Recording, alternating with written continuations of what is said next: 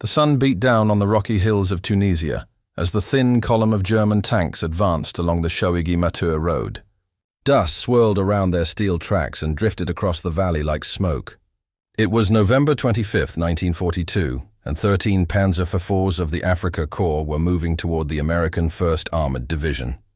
From a distance, the desert seemed empty, but hidden among the olive groves. American tankers waited in their M-3 Stuart light tanks, their first real battle against the veteran panzers of North Africa. 3 half-tracks mounting short-barreled 75mm pack howitzers fired first, shells bursting against the lead German tank with little effect. The gunners watched in disbelief as the rounds ricocheted off the panzer's thick front plate. Realizing their weapons were useless, the half-tracks backed away, leaving Companies A and B of the 1st Battalion, 1st Armored Regiment to face the attack. 12 light tanks from Company A surged forward, engines screaming, 37mm guns flashing. Almost at once they were in trouble. The shells from their small cannons sparked harmlessly against the German armor. The long-barreled 75mm guns of the Panzer IVs answered with terrible precision. One American crew fired 18 rounds at a single German tank that kept its nose toward them, the hits sparking like fireworks before a single return shot tore through the M3 at 30 yards, killing or wounding nearly everyone inside. But even in destruction, the little tanks bought time. As the Germans maneuvered to destroy Company A, they exposed their thinner side armor to Company B's guns. From hidden positions, B Company's gunners poured fire into the flank, knocking out 9 panzers before the fight ended. It was a costly lesson. The men of the 1st Armored learned that day what many Allied soldiers would discover before the war was over, that courage could not compensate for thin armor and weak guns. Yet the small tank that failed them in Tunisia, the M-3 Stuart, would continue to serve on battlefields across the globe. Mechanically dependable, fast and simple to maintain, the Stuart's shortcomings lay not in workmanship, but in concept. It had been designed in another era, when the word tank still conjured images of light, quick machines supporting infantry rather than dueling other tanks. By the time America entered the war, that doctrine was obsolete, but production momentum and necessity kept the Stuart in frontline service. Its name, Stuart, was British. When the United Kingdom received the tank through Lend-Lease, crews christened it after Confederate Cavalry General Jeb Stuart, following their habit of naming U.S. tanks for American Civil War commanders. In British slang, the little machine was also called Honey, a nickname born of its reliability compared to the often temperamental British designs of the time. The story of the M3's creation reached back to the confused experiments of the 1930s. In those years, American armor doctrine split between the infantry branch, which controlled tanks, and the cavalry branch, which was forbidden by regulation to own them. To circumvent the rule, cavalry officers ordered combat cars, nearly identical to light tanks but differently named. Both branches sought speed and mobility over protection, emphasizing reconnaissance and support for foot soldiers. When civil war erupted in Spain in 1936, foreign observers watched with interest. The conflict revealed a harsh truth. Light armor offered no defense against modern anti-tank weapons.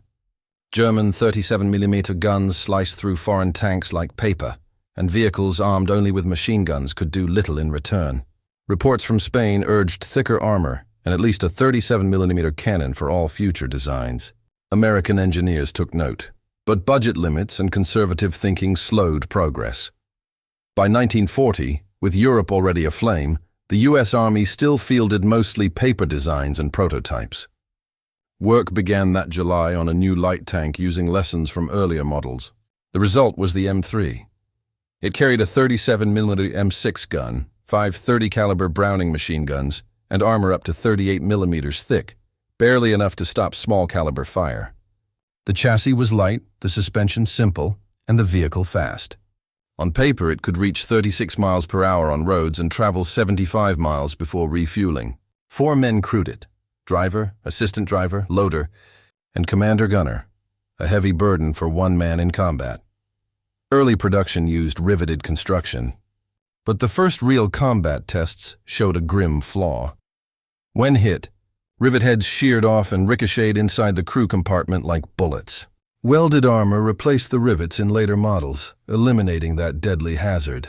Production ramped up quickly. By mid-1941, American factories turned out Stuarts by the thousands, and training schools filled with the smell of hot oil and gasoline as new crews learned the art of armored warfare. Across the Atlantic, Britain was desperate for tanks. Losses in France had left the island nearly defenseless, and domestic factories struggled to keep pace. The M3 arrived through Lend-Lease as a welcome addition. Its gun could fire high-explosive shells, something Britain's own 2-pounder lacked, and its engines rarely broke down in desert conditions. The first shipment of 84 Stuarts reached Egypt in July 1941, joining the 8th King's Royal Irish Hussars. British mechanics modified them for local conditions: extra water canisters, external storage boxes, removal of redundant machine guns.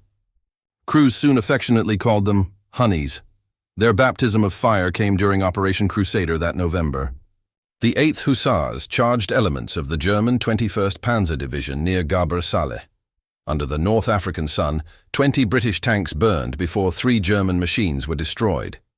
Still, the blame lay more with tactics than the vehicles themselves. In 1941, the Panzer III and early the Forward were not vastly superior to the M3. The Germans simply fought better, coordinating with artillery and aircraft while maintaining disciplined fire control. By mid-1942, new American tanks like the M4 Sherman began arriving, and the Stuart's frontline role declined.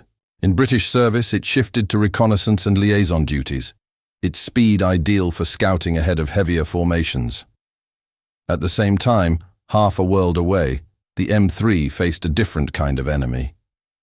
2 U.S. light tank battalions had been shipped to the Philippines in late 1941. When Japan struck Pearl Harbor and invaded Luzon, those Stuarts became America's first armored defense in the Pacific. Against Japanese Type 95 Heigo tanks, the M3 was more than a match, its armor thicker and its gun deadlier. But outnumbered and without air support, the defenders were eventually overwhelmed. Even as combat exposed the M3's limits, production continued. Variants appeared: the M3A1 with a gyro stabilizer and powered turret traverse, the M3A3 with welded hull and improved crew layout. Engine shortages led to diesel versions for Marine units, whose fuel could be supplied by the Navy. Between 1941 and 1943, over 18,000 M3 series tanks rolled from assembly lines. The final evolution came with the M-5 Stuart. Twin Cadillac engines replaced the single Continental, coupled to an automatic hydromatic transmission that simplified driving and improved reliability. Combat weight rose to 16.5 tons, range extended to 100 miles, but its thin armor and small gun remained unchanged. Against modern German tanks, it was hopelessly outclassed, yet in the Pacific, it would find a new purpose. By 1943, the war had changed shape. In Europe, the thunder of heavy guns echoed across the continent as Allied armies pushed back against a hardened enemy. In the Pacific, jungles swallowed men and machines alike. Yet in both theaters, the M3 and M5 Stuarts continued to serve, filling the roles necessity demanded. In Europe, armored divisions reorganized to reflect battlefield reality. The U.S. Army dissolved its separate light tank battalions and replaced them with mixed units. Each tank battalion now contained 3 medium companies, usually Shermans, and 1 light company equipped with Stuarts. Their new purpose was reconnaissance and security, not head-on combat. These light tanks scouted roads, guarded flanks, and exploited breakthroughs where enemy resistance was thin. It was a pragmatic compromise. Commanders knew the Stuart could not stand up to the German Panzers, but they had no better substitute yet in production. Even so, the risks remained immense. By the time of the Normandy landings in June 1944, more than 10,000 M5s had rolled off American assembly lines. They crossed the Channel in their hundreds, painted with invasion stripes and stowed with extra fuel cans, ready to support the greatest amphibious operation in history. Once ashore, they quickly proved vulnerable. German anti-tank weapons, from the handheld Panzerfaust to the dreaded 88mm gun, could pierce a Stuart from almost any angle. Tankers learned to move fast, stay hidden, and never engage heavier enemy armor except in desperation. Despite careful tactics, more than 1,200 Stuarts were lost in Europe and Italy alone. Yet their crews persisted, using speed and cunning to survive. They dashed through narrow villages, firing on snipers or machine gun nests, their small size allowing them to weave between rubble and broken buildings where heavier tanks could not maneuver. Infantry came to rely on them for quick fire support. In one account from Italy, a Stuart platoon cleared a German-held town street by street, blasting doorways and suppressing enemy gunfire while Sherman tanks covered from behind. If Europe showed the Stuarts' limitations, the Pacific revealed its virtues. In that theater, the terrain and the enemy's equipment changed the rules. The Japanese army lacked heavy tanks or powerful anti-tank guns. Their typical armor, the Type 95 Heigo and Type 97 Chiha, carried only thin plating, easily penetrated by the Stuart's 37mm rounds. There, the American light tank finally fought on equal terms. The Pacific's dense jungles, however, presented their own challenges. Thick vegetation could halt even small tanks. Mud swallowed tracks. Humidity corroded metal. But where Shermans bogged down, Stuarts could slip through. Their lighter weight allowed them to cross bridges or trails that would collapse under heavier vehicles. The first major use of the Stuart in the Pacific came during the Guadalcanal campaign in August 1942. M3s rumbled ashore to support the embattled Marines. In the brutal close fighting that followed, they proved invaluable. Japanese infantry, lacking effective anti-tank weapons, often attacked the vehicles directly, trying to pry open hatches or shove explosives beneath the tracks. American crews countered by fighting in pairs, each tank covering the other with machine gun fire. General Alexander Vandegrift, watching from the lines, remarked grimly that the tanks resembled meat grinders, their hulls streaked with blood after each assault. Australian troops used the same tanks in New Guinea soon after, finding them useful for clearing bunkers and fortified positions. The Stuart's 37mm cannon could fire canister rounds, shells packed with hundreds of steel balls that turned the gun into a massive shotgun. Against infantry in the jungle, the effect was devastating. Still, even here, the Stuart showed its age. During the assault on Tarawa in 1943, the Marines found that Japanese bunkers were too strong for the 37mm gun. Tankers were forced to drive up to the embrasures and fire point blank into the openings. To deal with such defenses, engineers modified 20 Stuarts with a new weapon, the Satan flamethrower. Mounted in place of the cannon, it spewed burning fuel up to 60 yards, turning enemy strongpoints into infernos. These flame tanks played a crucial role at Saipan in 1944, their terrifying power breaking resistance where shells had failed. In every battle, the tank's success depended as much on its crew as on its design. The men inside knew their vehicle's weaknesses and compensated through coordination, discipline, and sheer courage. They learned to exploit cover, to move quickly, and to use terrain to their advantage. When enemy soldiers tried to swarm a tank, crews trusted one another to sweep the attackers away with interlocking fire. Survival was a partnership between machines and men. As the war pressed on, the Stuart evolved yet again, not as a frontline tank, but as the foundation for a host of new designs. Its sturdy chassis became a platform for ingenuity. Engineers removed the turret and replaced it with open mounts for heavier guns or troop seating. One result was the M8 howitzer motor carriage, fitted with a 75mm pack howitzer in an open turret. Though small, it provided mobile fire support, lobbing high explosive shells more than 9,000 yards. Originally meant to accompany light tank units, it later served with cavalry reconnaissance squadrons in France, Italy, and beyond. Nearly 1,800 were built, and even Free French units received them under Lend-Lease. Other variants appeared across Allied armies. British mechanics created the Stuart Kangaroo, a turretless personnel carrier that could haul infantry under armor protection.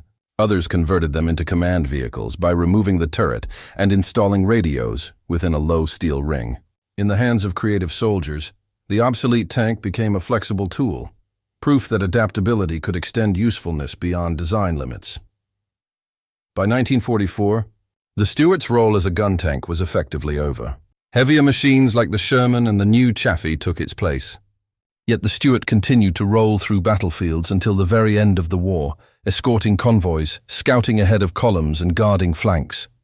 In Europe, they entered devastated towns like Aachen and Cologne. In the Pacific, they supported assaults on Iwo Jima and Okinawa. In all, more than 22,000 light tanks of the M3 and M5 families were produced. Many remained in service with Allied nations after 1945. France, Brazil, the Netherlands, and others kept them for years. For nations rebuilding after the war, a reliable light tank was a treasure even if outdated. Looking back, the M-3 Stuart was not a failure, but a product of its time. Designed before the realities of modern mechanized warfare were understood, it entered a world that had already surpassed it.